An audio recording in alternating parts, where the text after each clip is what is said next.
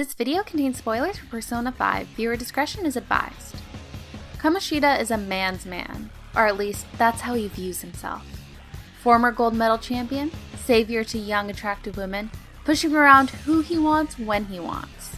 He sees himself as royalty, and the king's word is absolute. But how did he get to this point? That's what I want to discuss in today's video. I want to thank my Patreon supporters. You guys rock my world and I'm so lucky for all of you. If you want to support me, the link is in the description below. It helps quite a bit, but as always, this is completely optional. The way Kamoshida is presented to you at the beginning of the game is somewhat how the rest of Joker's community views him. He offers you a ride alongside An when it's raining, and you think to yourself, maybe he's a nice person. You then meet Ryuji, who comes off a little dense, and you see his hatred of Kamoshida. At this point, if you have no previous experience with the characters or the theme of the game, you may be pegging Ryuji's hate up to being a student who just generally doesn't like teachers. And then, subtly or not so subtly, you start getting hints that Kamoshida isn't who he says he is. Although there are whispers about An and she is purposely rude to you, you see her make a poor excuse in order to avoid Kamoshida's advances. And when you enter his palace a second time, you get confirmation as to who he really is.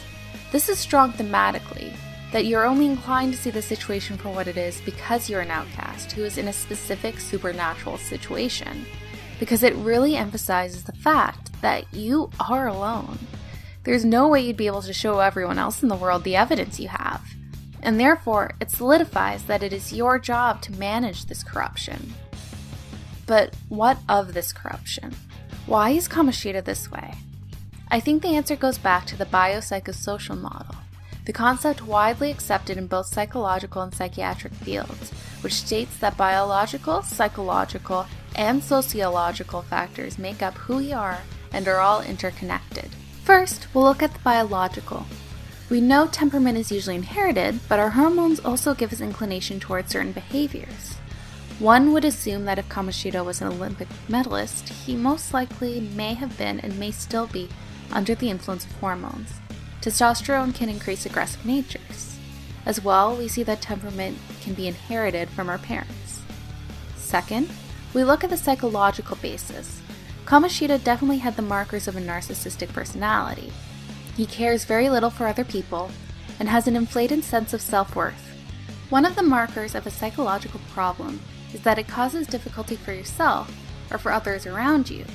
While Kamoshida often benefited from his actions, they hurt the people around him. He was willing to break a young track star's legs, harass a young girl, rape another young girl, and spread rumors about a new student. Furthermore, he has a very sadistic nature. I do not mean the traditional S&M where all participants are consenting. True S&M is rooted in a dynamic of deep respect for the other people and the desire to provide pleasure. The altar that Kamoshida has set up for Shiho and the way he ties up the real An looks as though it might be derivative of S&M culture. But the very stark difference is that he's not seeking to sleep with these women because of pleasure. Instead, he uses it as a means to establish his own power.